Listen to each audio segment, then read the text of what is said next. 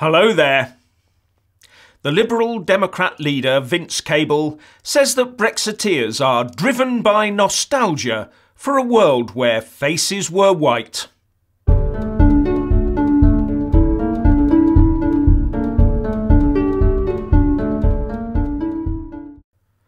The Lib Dem leader played to his party's spring conference in Southport by calling for a second EU referendum and insulting 17.4 million voters by basically calling them old and racist.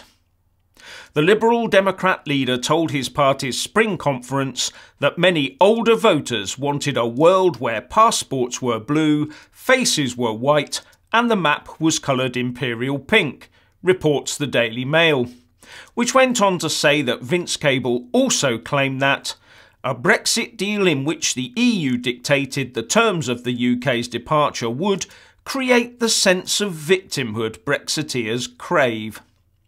He has, though, been slammed by many for these comments, with Tory MEP Daniel Hannan saying, "Amazing that Vince Cable, who likes to portray himself as reasonable, casually dismisses 17.4 million people as racists. Voting Leave was the opposite of nostalgia. We are breaking free from a declining trade bloc and embracing the growing markets across the oceans." And John Redwood said his comments were complete nonsense, adding, "That is a complete misunderstanding of what was happening. What doesn't Cable understand about our democracy? Why do these people want to give all our money away? I find it extraordinary."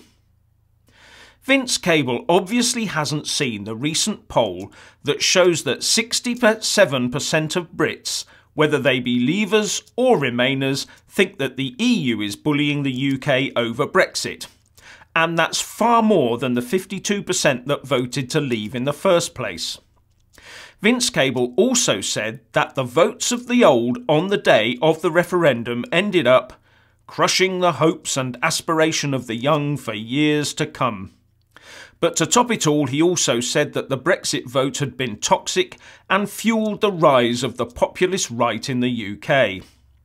Now, this is an old man instructing the young to ignore old people, to even treat their opinions with disdain. He is therefore the one driving wedges between people.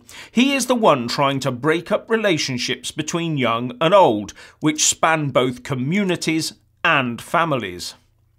Brexit has given us the opportunity as a country to get together behind a common goal of making the UK as good as we can make it. We will need to work together, the young and the old, across all gender, race and religious divides to make the most of what we have. But the Remainers just want to divide us all to try and get their own way. And before those Remainers talk about the UK dividing itself from Europe, that is exactly what we have not done. The UK has divided itself from an overbearing political construct called the EU that did not suit us. We keep stressing that we want to be close to the countries of Europe, but not within a single EU superstate. There is a world of difference here that some Remainers like our Vince still have not cottoned on to. Now on to organised crime. Mike Marinetto in the New Statesman says that no one has yet asked the narcotics industry what it thinks of Brexit. But they should, he says, because this industry relies on cross-border trade and the movement of both people and commodities. Like the banks, the car manufacturers and the supermarkets, drug dealers will be impacted by Brexit. And why should we care?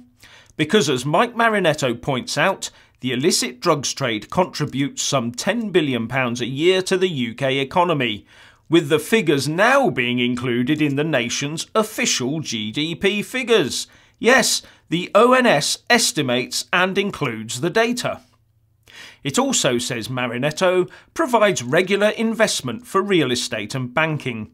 The City of London is said to be a favourite with drug money launderers.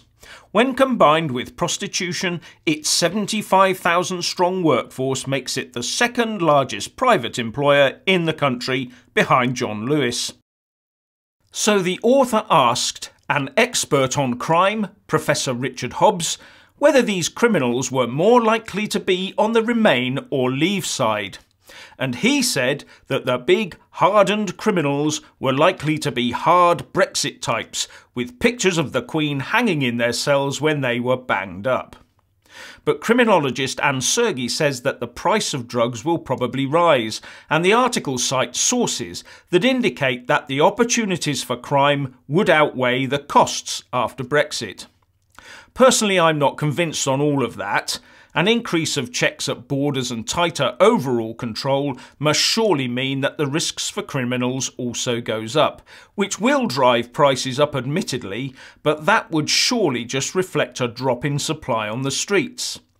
The real downside may be a rise in domestic crime as some users try to find more dosh to fund their habits. Now, an NHS study from 2017 says that hospital admissions with a primary diagnosis of drug-related mental health and behavioural disorders was 6% higher in 2015-16 than in 2014-15 and 11% higher than in 2005-6. And those admitted with illicit drug poisoning was 6% higher in 2015-16 than in 2014-15, but a huge 51% higher than in 2005-6. And when talking about children, it said that in 2014-15, 15% had taken drugs, with 6% of 11-year-olds worryingly having tried them, and 24% of 15-year-olds.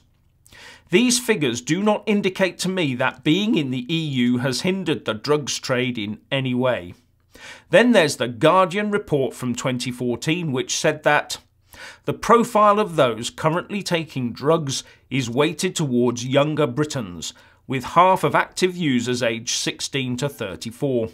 In contrast to the stereotype of the drugs user, many active drug takers are in the higher echelons of society, with 40% being in the social grades AB. Now, I wonder if that's the same young, higher echelon that think Leave voters are old and thick. And finally, mirroring the earlier calls by the Foreign Secretary Boris Johnson to pledge a good proportion of the money saved by leaving the EU to the NHS, Jacob Rees-Mogg has said that the Brexit dividend should be spent on the health services. Appearing on Peston on Sunday, he said that since the Conservatives came to power, there had been a significantly lower real terms increase in health spending compared to the last time they were in government. I would like to see the dividend of leaving the European Union devoted to the health service, he said. I think people felt that was promised during the referendum campaign, and the figures on health spending, in real terms since 2010, is a 1.1% increase. Whereas in the period of the Conservatives in government from 79 to 97, it was 3.4%. So we're running at a significantly lower real terms increase in health spending currently. And with an ageing population with increasing medical sophistication, I don't think it's realistic to expect that the current levels of spending can be maintained. So, what do you think about Vince Cable's intervention, Brexit and the narcotics trade, and Jacob Rees-Mogg wanting to spend any money saved by Brexit on the NHS? Please leave a comment below. Thank you. Please do like and share this video, and also subscribe to my channel. And when subscribing, please do remember to press on the little bell next to the subscribe button. That way you'll get an alert every single time I put up a new video. Thank you very much for watching.